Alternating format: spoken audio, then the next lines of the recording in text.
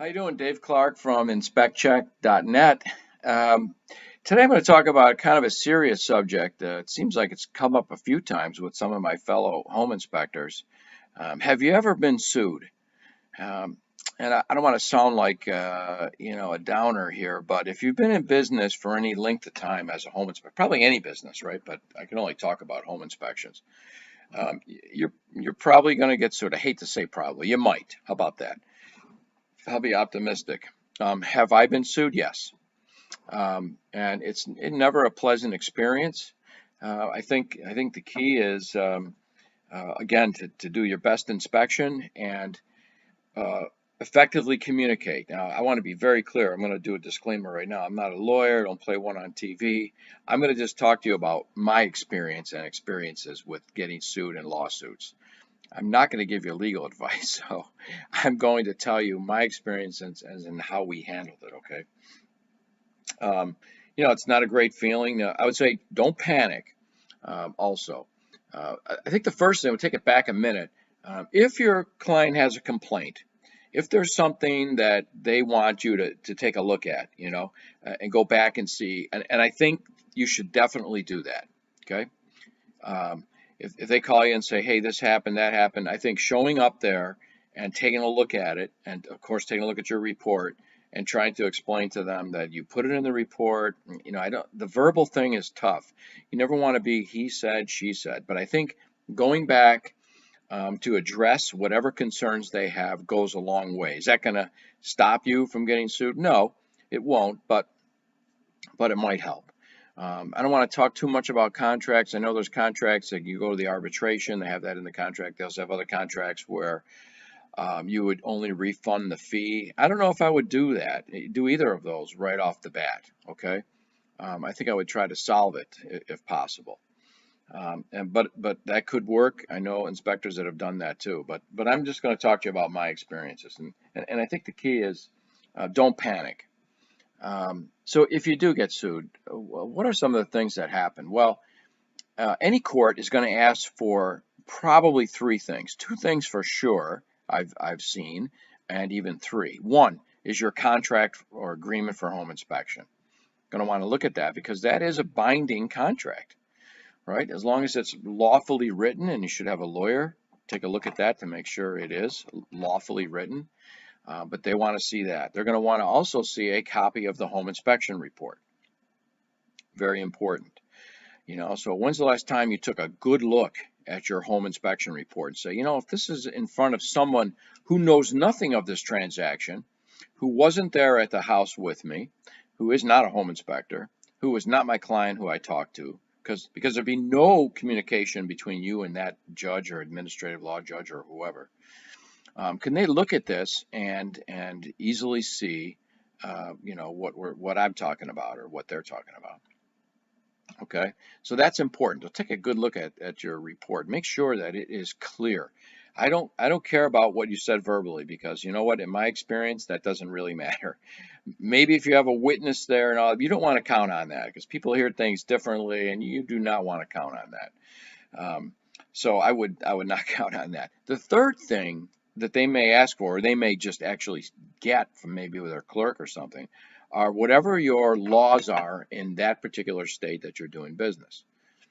National organizations are great in a lot of different ways, but the state supersedes that. That I can tell you for sure. So you can't say, well, I violated the state law, but I followed these national standards. Nobody cares about that. Okay? If you follow the national standards, that's great, but they don't care about them either. They care about the state standards because your state should have a standards of practice and code of ethics. Now, with that said, that your state may use a nationally recognized standards of practice or code of ethics. Great. So then that's what your state SOP and code of ethics is.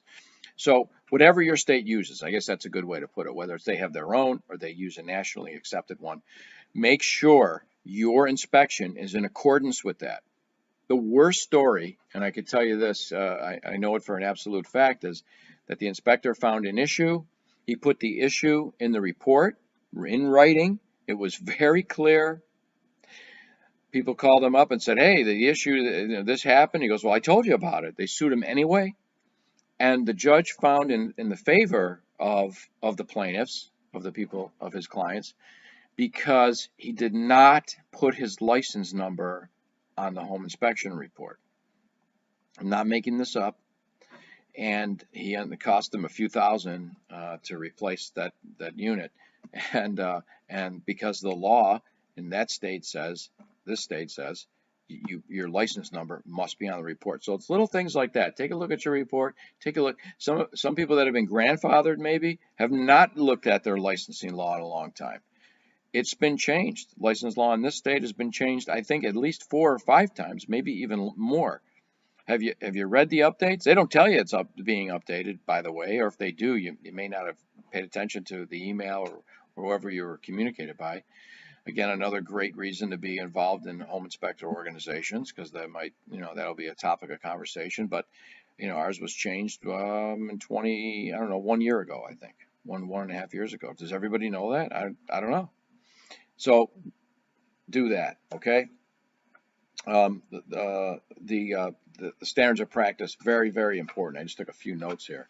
What I want you to do is review the report. Is it clear? Does it give clear direction? I know we talk about clear direction. The other thing I want to just talk about briefly is make sure, because sometimes people see a contract and they just sign it and that's it. I think it's very important that your client understands what a visual home inspection is and the limits of that visual home inspection, okay? Very important. So before I even start the inspection, I make them sign the contract, of course, and if they just sign it and nobody read it, I'll open up that contract or scroll down, usually I have an iPad, and I'll say, I just want you to be aware of the fact that we're doing a visual inspection today. And I'll point out to them in the contract where it says it's visual, it's not technically exhaustive, it's not there's no insurance policy or anything. What they're paying for today is my professional opinion on the areas and systems that I could view and their condition on today's date. I show them in the contract and I make that statement at least twice. I know it sounds like overkill, but I want them to understand that this is a visual. I mean, we're there for maybe 4 hours, right? Maybe 3, maybe 5. It depends on the house, but we're there for a time frame. Hopefully, you're not there 45 minutes, because if you are, you're not doing a good inspection. I don't care. You can give me, bad feedback. If you're there for 45 minutes, you're not doing a good inspection. But if you're there for and you go through the process properly, you follow your standards of practice, you do a good quality home inspection. The homeowner knows more about the house than we do when we leave. We're there for, like I said, 4 or 5 hours. They've been there for, 20 years, 10, 15 years. They know where all the demons are. We do our best to look really for the bigger things. We find smaller things too, but that's our job. So they need to be clear on that. The contract needs to be clear. The report should be clear. So as they go down the sections, they should be able to look at that. The report should tell them the inspector is going to do this and he's going to report on this on today's date, and he's not dismantling things. He's not. So the report, the contract, all have to be cohesive and all be clear on what you're saying. And again, before you start, I always say the same speech, right? Today, I'm conducting a visual home inspection. It's not technically exhaustive. I don't have people from all different disciplines doing technically exhaustive tests, and we're not running scopes unless you're doing that specifically. And what we're doing today is you're paying for my professional opinion on the systems and the areas that I'm able to view, and my opinion, again, on their condition on today's date. We don't offer warranties, guarantees, or insurance policies. I tell them I don't have a crystal ball. I can't look into the future, but I'll do my best for you today from what I could see. And the contract, the report, everything needs to be together to make that. And they need to understand that. I think that's important. A lot of times we'll send the contract out before so they can get a good look at it. And I think that's a great idea to do that. So I hope this helps you out a little bit. Again, take a look at a good lawyer that maybe can look at your contract and even your report too, and take a look at that report. Take a look at the standards of practice that you're supposed to be following, and make sure you're in accordance with all that, and do your best. Never worry about that. Never worry about getting sued, lawsuits. Go out and do your job, and be proud of what you do.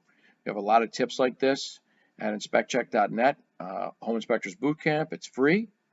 And we also have tech tips that we send out in our monthly newsletter. That's free for sign up also at inspectcheck.net. Have a great day.